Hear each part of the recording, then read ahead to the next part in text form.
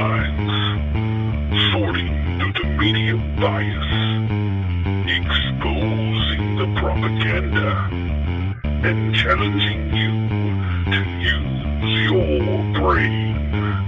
It's time to tap into the truth. Yes, that's right, ladies and gentlemen. It is indeed time to tap into the truth. With you, as always, this is your host, Tim Tapp, coming to you live from historic Roane County, Tennessee. And I want to send out a special hope that everyone out there is enjoying their weekend. It's a very nice Saturday here in Tennessee. It is August the 3rd. So for those of you who don't have the joys of year-round school and who have not started school early, that time of the year is swiftly approaching. This is also, here in Tennessee, the sales tax holiday weekend. So if you're out and about enjoying the opportunity to not have to pay Tennessee state sales tax while you're doing your back-to-school shopping, then kudos, and hopefully you get a chance to hear this show, hear this broadcast, after your long, hard day of work. In fact, that is part of the reason why I'm broadcasting today. I know most of you who've listened on multiple occasions realize that I don't often broadcast on Saturdays. Usually I'm trying to gear up for the bigger show over on Blog Talk, which, by the way, this week, be sure to check it out. We have Roy Pearman, a candidate for Congress in California. He will be with us. He'll be on for a full hour. He's going to have an opportunity to sit back, tell you about his platform, his ideas, his beliefs, and he will be taking calls. So probably about 15 to 30 minutes into the show, we'll open up the phone lines, and that'll give you guys an opportunity to call in and ask Roy anything that you want to in regards to his campaign, his political ideology, all that wonderful stuff.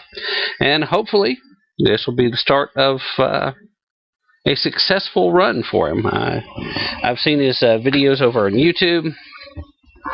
He is essentially your everyday American citizen who's simply fed up with the system as it exists now, tired of not having a voice, not having a seat at the table, and he's taking the steps.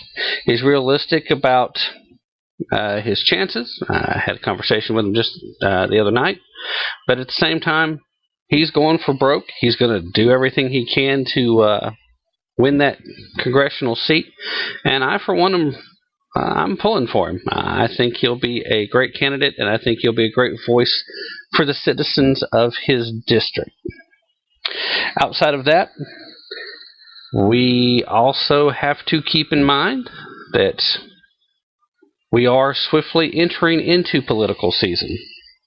So for those of you who are paying attention to politics and know that campaigning has essentially already begun, what we need to do is educate ourselves as voters and educate our friends, our co-workers, our families, everyone out there that typically doesn't pay attention to anything much more than a name I recognize. I mean, for crying out loud, Anthony Weiner was leading in the polls in the New York City mayoral race for a very long time. He's dropped like a rock now that everyone remembers how they remember his name. But the point is that name recognition voting, or voting down one column, often leaves us with a government that is less than for the people, of the people, and by the people. So let's get out there, let's get to know the candidates, let's get to find out what they believe, and let's find out for sure if these folks mean what they say, or if they're just smoozing and being the career politician or career politician wannabe, in many cases, who are first-time candidates. These folks are the folks that we have to keep an eye on, because they're the ones that will tell you what they think you want to hear, and then they will get into their office and then do whatever it is that they feel like they want to, and they'll try to justify it based on what the other citizens in the district want. Just keep an eye on those folks. At any rate, so much for promoting the Blog Talk Show. I will put a link to tomorrow's Blog Talk Show in today's show description. Really hope to get a lot of participation. Would love to have some callers call in and talk to Roy. I think they'll find him to be a well-spoken and a down-to-earth, common-sense, genuine conservative kind of guy. But now it is time to get to this broadcast. And as you've seen from the title before you hit it, the White House has finally admitted that they're trying to control your behavior without you realizing that your behavior is being controlled. We've all heard for a long time now about subliminal messaging. And now the term nudge squad has come forth. It's official. They're acknowledging it. Now, first of all, I'm going to hold off my full-blown commentary until after I read you the article, which I will put a link to this article in today's show description as well once the show's over. So for those of you who are listening on air live, you'll just have to wait. But the main article comes off of the Fox News website, just in case you're wondering. But I first came across it on a secondary site called Cowboy Bite. That's B-Y-T-E. A bite of news for the cowboy and all of us is their tagline. And they're pretty conservative from most of what I've seen, but I came across it first there. And they have a direct link over to the Fox website. And here's the deal. Their headline there, simply put, is "Government Knows Best," as a question. White House creates, quote, nudge squad to shape behavior. And they have a report in video form there, of course, but we're not going to go into any of the sound bites. I am, however, going to read to you the article. It's important to understand what's going on here. All right? The federal government is hiring what it calls a behavioral insights team that will look for ways to subtly influence people's behavior. According to the document describing the program obtained by FoxNews.com, critics warn that there could be unintended consequences to such policies, while supporters, of course, say that the team could make government and society more efficient. Okay, anybody who thinks government wants to be efficient at this point has lost their mind anyway. Let's not drink the Kool-Aid, boys and girls. Let's just move forward, and I'll continue with the article. While the program is still in its early stages, yeah, right, the document shows that the White House is already working on such projects with almost a dozen federal departments and agencies, including the Department of Health and Human Services and the Department of Agriculture. There could be a stronger link than you think, just off hat, and I'll make that connection for you later. Behavioral scientists can be used to help design public policies that work better, cost less, and help people to achieve their goals. That, of course, is coming from the government document describing the program, which goes on to call for applicants to apply for positions on the team. This document was emailed by a White House senior advisor on social and behavioral sciences to a university professor with the request that it be distributed to people interested in joining the team. The idea is that the team would experiment with various techniques. These techniques would be with the goal of tweaking behavior so that people do everything from saving more money for retirement to saving more in energy costs. You know, that's just for the document's purposes, right? Remember, boys and girls, we're looking past what's being said and trying to find the truth of what they're after. I'll continue. The document praises subtle policies to change behavior that have already been implemented in jolly O England, which already has a behavioral insights team. One British policy concerns how to get late tax filers to pay up. What? They want to use this to make you pay your taxes? Clue number 1. So stay with me. Now, sending letters to late taxpayers that indicate a social norm. For example, 9 out of 10 people in Britain paid their taxes on time. Whether that statistic's accurate or not is interesting enough that they want to send you a false bit of information to make you feel like you're outside of the social norm. Peer pressure being used against you.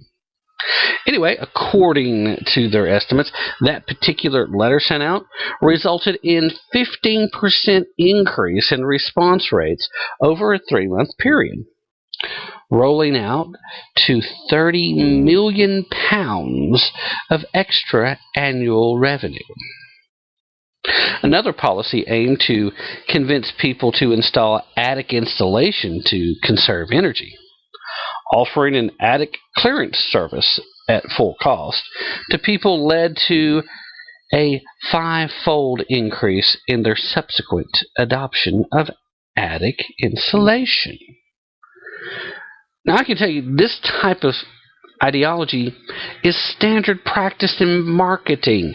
If any of y'all out there have marketing experience, you know full well that all you have to do is hint that something has a value, and lots of people will jump at it.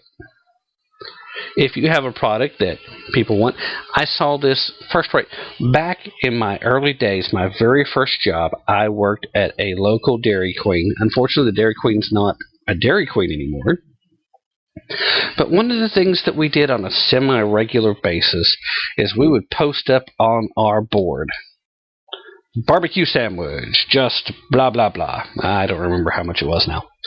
But the point was people would come in droves, and suddenly, where they'd kind of forgotten about the barbecue sandwiches, they would say, I want one of those barbecue sandwiches you have on sale. They immediately believed that it was listed as a sales price. This is lower than the regular cost. And therefore, they were more interested. You nudged them into ordering the barbecue sandwich under the idea, although in this particular marketing case, there was no deception involved. That's an important distinction here. There was no deception involved in this market. It was merely an attempt to bring the sandwich back to the front of your mind. And if you work at a place like Dairy Queen, it makes sense, because what do you normally think of when you think of Dairy Queen? Well, if you're a regular customer there, you know, they've got some really great flame-broiled burger. You know, their barbecue sandwiches actually are pretty good. Sorry to all of my Muslim friends out there that can't eat pork, but it's a dang good sandwich. Okay? It's not barbecue pit, write your home to mama about barbecue. But as far as fast food barbecue goes, it's one of the better ones out there. I like it. Point being, by bringing that back to the front of your mind instead of letting you forget about it, you know, you got the great food, you got the ice cream, that's what you think of at Dairy Queen. You're most likely these days thinking about the blizzard. And I'm going to have to move on with the story really quickly before this becomes a 45-minute commercial for Dairy Queen. But what happens is you make the little nudge. So it's been going on in marketing for decades, and I promise you the government has been trying to tweak your behavior with nudging for far longer than that. At any rate, let me continue. See, they're putting the bells and whistles on the article at this point and in their own material because they want you to think that you're participating in something that's going to be good and helpful to the people. Right? That's their goal. They want to help you. They want you to feel like they're there for you. It's crap because there is another agenda. I promise you. And the fact that they're letting it out of the bag right now, Anyway, I said I would wait till after the article to get into the full commentary. So let me continue with the article. All right. Such policies which encourage behavior subtly rather than outright require it have come to be known as nudges, after an influential 2008 book titled Nudge by former Obama regulatory czar Cass Sunstein and Chicago Booth School of Business professor Richard Thaler popularized the term. The term nudge has already been associated with the new program, as one professor who received the email forwarded it to others with the note, "Anyone interested in working for the White House in a nudge squad? The UK has one, and it's been extraordinarily successful." Richard Thaler actually told FoxNews.com that the new program sounds good. "I don't know who those people are who would not want such a program, but they must either be misinformed or misguided," he said. The goal is to improve the efficiency and effectiveness of government by using scientifically collected evidence to inform policy designers. "What is the alternative?" he asked. "The only alternatives I know are hunches, tradition, and ideology, either left or right." Anyone question that? I mean, this guy's supposed to be a behavioral science professor. He couldn't immediately recognize the fact that the government, in this case, might be motivated to do something other than what they're telling you? Maybe you're the one being nudged, Mr. Thaler. "I will call you Richard, but I'm tempted to call you another name, short for Richard, when it comes to that particular statement." Sure, the goal is to improve the efficiency and effectiveness of government. Sure, that's all they're doing. Back to the article, sorry. But some economists urge caution. Now, some economists, it's the economists that are going to talk sense here? Let's find out. Quote, "I am very skeptical of a team promoting nudge policies," Michael Thomas, an economist at Utah State University, told FoxNews.com. "Ultimately, nudging assumes a small group of people in government know better about choices than the individuals making them. And sometimes," he added, "government actually promotes the wrong thing." Oh my goodness. Solyndra? Mean anything to anyone? Oh, just an example. Trans fats were considered better than saturated and unsaturated fats in the past. Now we know this not to be true. Every intervention would need to be tested to make sure it works well, said Harvard economist Professor David Lesenbaum, who studies behavioral economics and is in touch with the people in government setting up the program. He added that the exact way the team will function is currently unknown.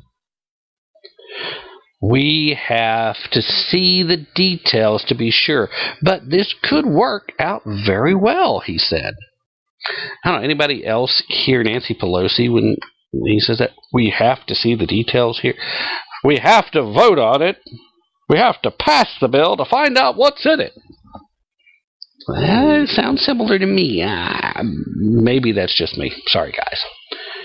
Anyway, asked about details, Dan Cruz, spokesman for the U.S. General Services Administration, the department which the team will be a part of, told FoxNews.com that as part of the administration's ongoing efforts to promote efficiency and savings, GSA is considering adding some expertise from academia in the area of program efficiency and evaluation under its Performance Improvement Council.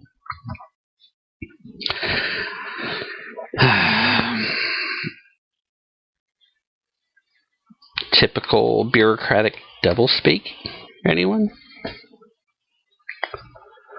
Now, while the senior White House spokesperson in the area who sent out this email in the first place, Mia Sankarda, didn't respond to the questions, Lipson added that he hoped the U.S. program would stay away from overly controversial subjects. Really? Hope in one hand, and, well, you know the rest.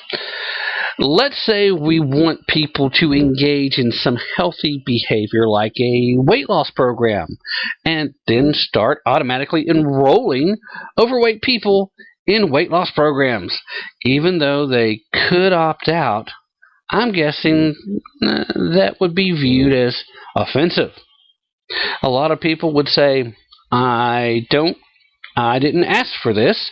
This is judging who I am and who I should be.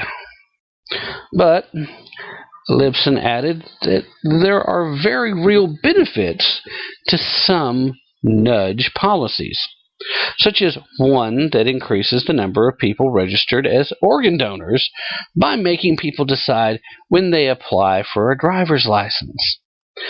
Thaler, who is also an advisor to the British Behavioral Insights team. Oh, really? Thaler is all for this program here, and it turns out he has a tie to the program in England? Jolly good show, Mr. Thaler. Jolly good show. At any rate, he's an advisor to the British Behavioral Insight team, and he said that his research also supports automatically enrolling people in retirement savings plans. I'll get to that in a second. Many people have struggled to save enough to provide an adequate retirement. 2 simple design changes can dramatically improve the situation. Automatic enrollment, default people into the plan with the option to easily opt out, and automatic escalation, where workers can sign up to have their contributions increased annually. Jerry Elding, I think is his name, sorry if that's a mispronunciation, an economist at the Mercalis Center, said that some nudges are reasonable, but warned about a slippery slope. You think? If you can keep it to a nudge, maybe it can be beneficial. But then he also added, but nudges can turn into shoves pretty quickly. Okay, so that's the article in a nutshell. And why would people want people pushed into or nudged into saving for the retirement? Well, I don't know. Seems an interesting topic at the moment, considering that the federal government is in the process of laying the groundwork of being able to try and get their hands into these retirement programs that currently already exist. Mark my words, within the next couple of sessions of Congress, there will be legislation passed that will change the tax structure as far as deferment in IRAs. To this point, Obama has nearly flawlessly executed the Hugo Chavez playbook for his becoming president for life in Venezuela. Venezuela at one point in time was a vestige of democratic ideologies and an honest-to-goodness democratic-styled representative republic, much like the United States is still supposed to be. But El Presidente, before his rather timely demise, Actually, I probably ought to say untimely, because it would have been far better had his demise come much sooner. It would have been better for the people of the entire Western Hemisphere, but especially for the people of Venezuela.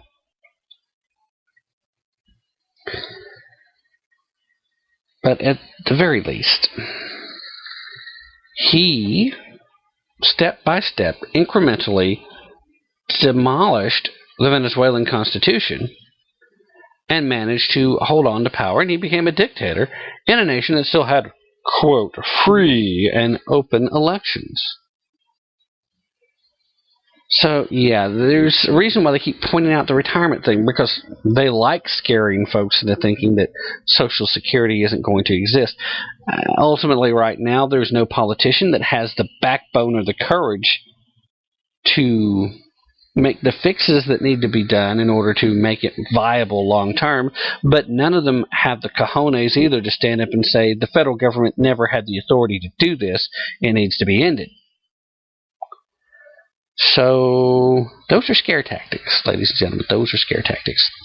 Let's take a quick break, and at the end of that break, we will come right back, and then I'm going to go into full board commentary on the story, because this is just nuts. Anyway, we'll be right back. Stay with us.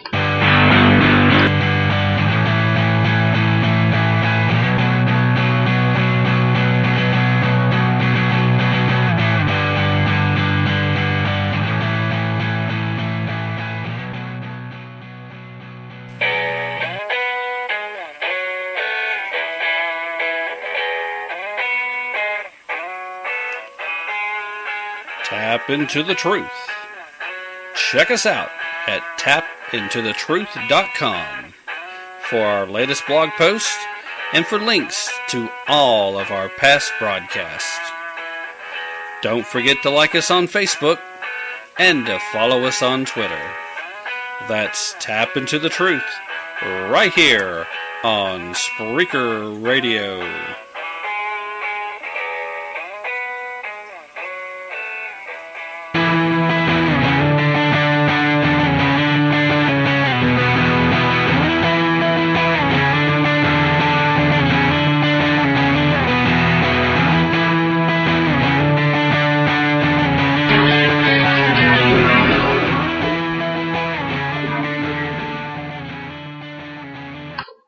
That's right here on Spreaker. This is Tap Into the Truth. Also, just FYI, Tap Into the Truth now can be found on iTunes if you're looking for us. If you like using iTunes, or if you're a subscriber, just do a search for Tap Into the Truth. That's spelled with 2 P's, just like it is here. Naturally, that's the last name, and silly me, thought that sounded a little clever. At any rate, also, we are asking for you to please follow the show.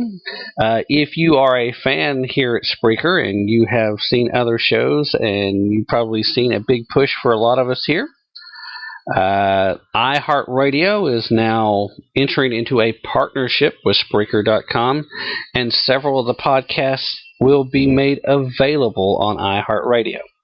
One of the things, however, that they're looking for is number of followers and number of plays. My plays, actually, the numbers are strong. They're decent and probably well enough. But for whatever reason, haven't had a lot of success getting people to follow the show.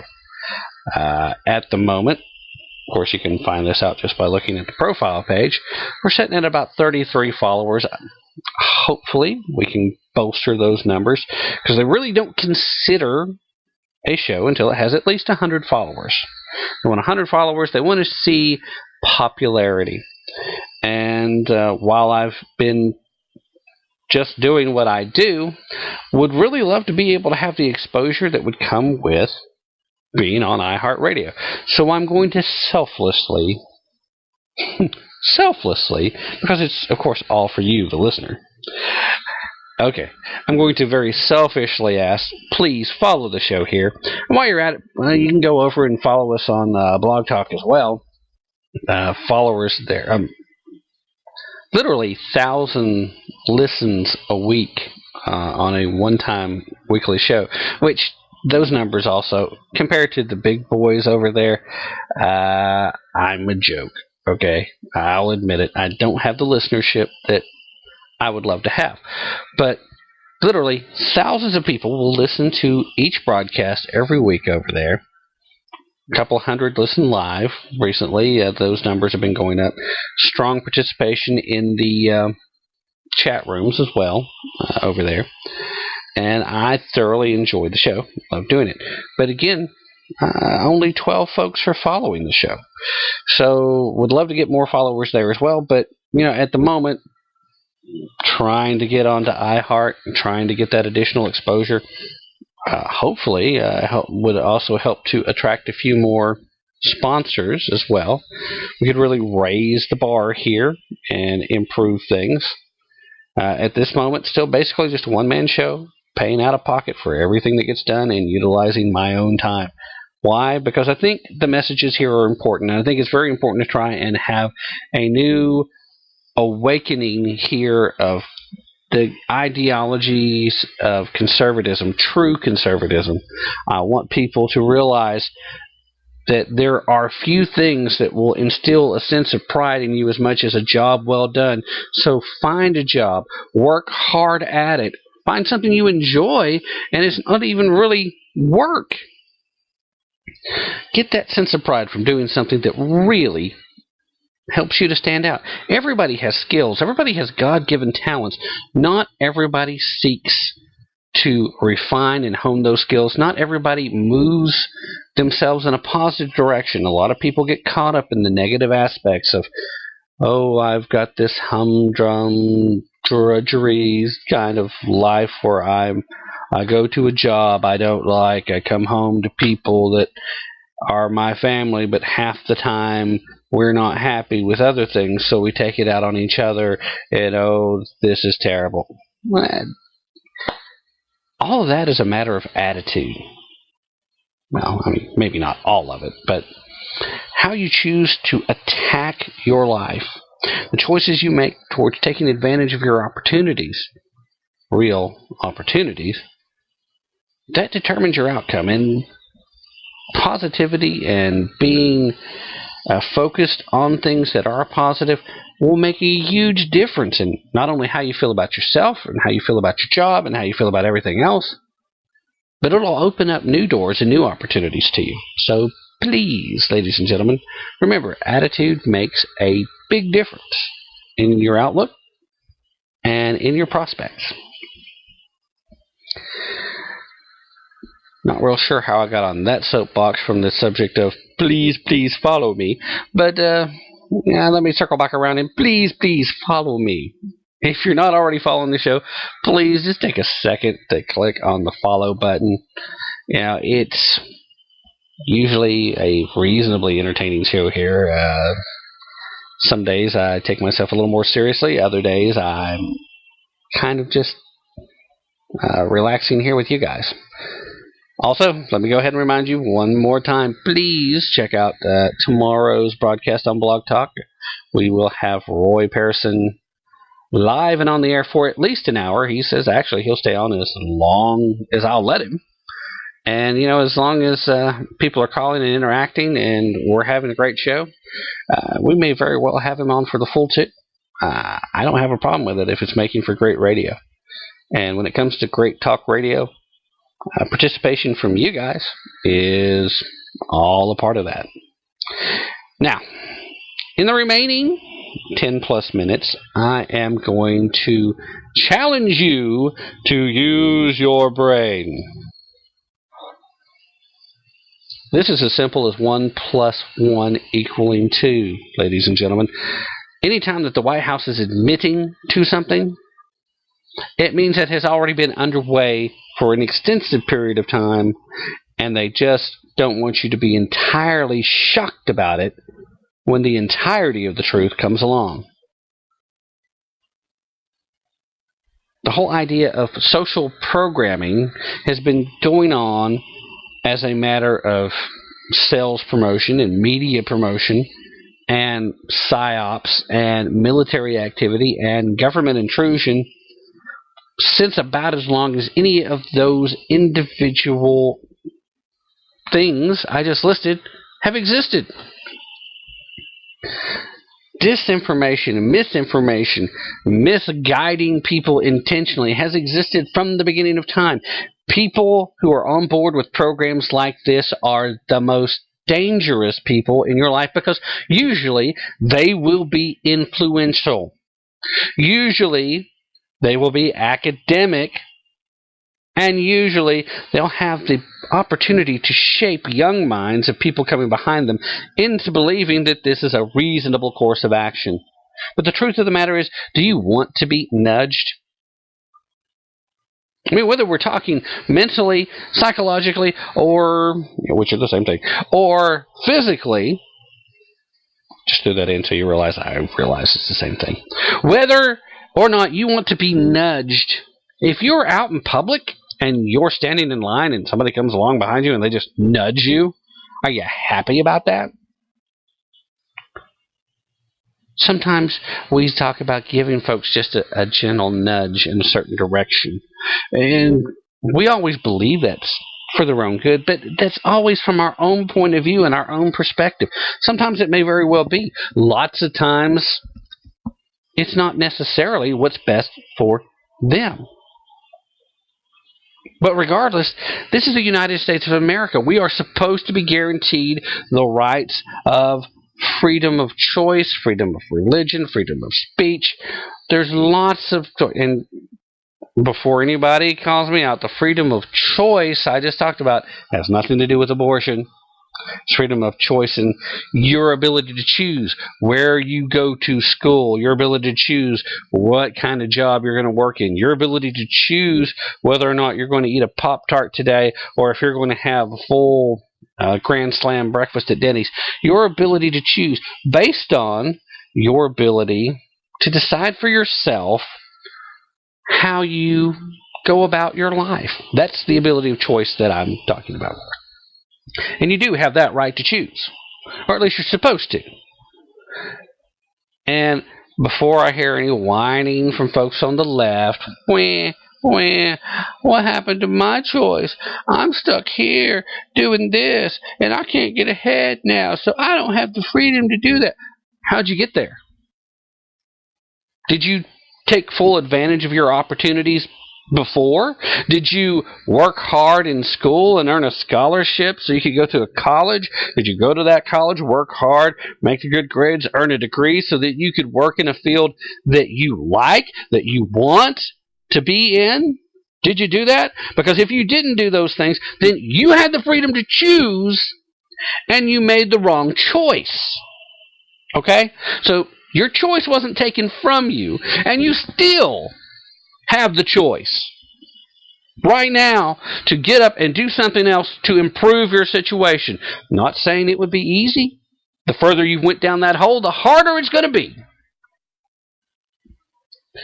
But you do still have the option. It's there. Don't be afraid to take it. But do you want to be nudged? It happens every single day. It's happening to all of us. Social programming is real. It's been going on for a long time. It happens in our television shows. Right now, based on television, you would think that the homosexual population in the United States made up at least a third of our total population. It makes up less than 2%. They're a very small but very vocal minority. And that minority has all the backings of a lot of folks, and you need to wonder why these folks that throw billions of dollars a year in promoting a lifestyle that they themselves may not be engaged in, why would they do that? Warning, warning, red alert, tinfoil hat time. A lot of the folks throwing in this money happen to be some of these major, big-time globalist types. Parts of the eugenics crowd. Could they be promoting a homosexual lifestyle because ultimately, part of their plan is to try and do away with all the little minion pissant people anyway. Homosexual activity in and of itself certainly doesn't exactly lead to propagation of the species, does it?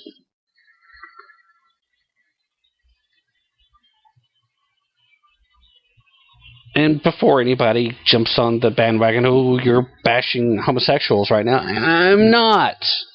I'm stating a couple of simple facts, and I'm asking the question of where's all the money coming from? Because with a minority group as small as this minority group is, that kind of money doesn't just come out from nowhere without there being a secondary purpose. An agenda is involved. Okay? I'm asking you to use your brain and think about what that agenda might be. I'm throwing a possibility out there, and I warned you. It was tinfoil hat time. But I'm also going to tell you right now, if you look at what the tinfoil hat folks have been saying over the last 30 years, more of it has been proven fact and legitimate and admitted to by the government at this point. This nudge program being part of it, more of it's been admitted to and made public. They've been proven right way more often than anything that they've ever been proven wrong about. So maybe we all should have a tinfoil hat. I don't know. I still believe in your freedom of choice. And again, that's not the abortion choice. So if you choose to make a tinfoil hat part of your daily ensemble or just a wonderful fashion statement, go for it. If you choose not to, okay. I'm not here to tell you what to think, ladies and gentlemen. I'm just here to try to help to get you to think. Because ultimately, that's what's most dangerous to those folks. That's the danger. Everybody with a liberal ideology is threatened by someone who's willing to think for themselves. So don't be afraid to think for yourself. What is the ultimate agenda of having a nudge squad? To help government and society function more expediently, more efficiently. Again, government and efficiency are two words that should never be in the same sentence, unless you're talking about how there's a lack thereof.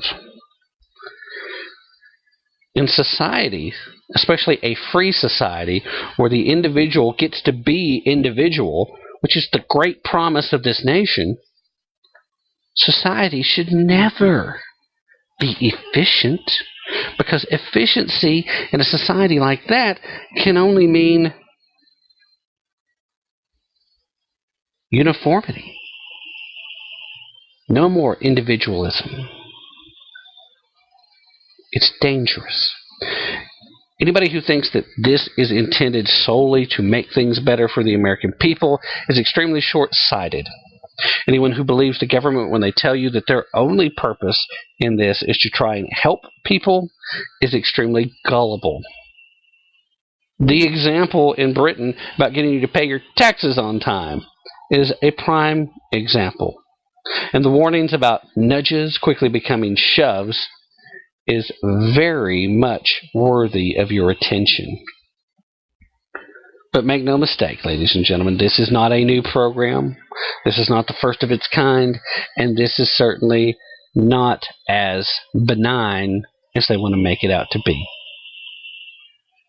I hope you'll take the time to follow the link and check out the article for yourself and to do further background on it. Ladies and gentlemen, I've got less than 45 seconds left for today's broadcast, so hopefully you found it entertaining. Hope you folks that were listening live enjoyed the show, and hope you all have a great weekend. Remember, don't take my word for it. Definitely don't take their word for it. Take some time, do your own research, use your brain. And we'll be back again soon. Last second reminder, check us out on Blog Talk, and please follow the show here and there.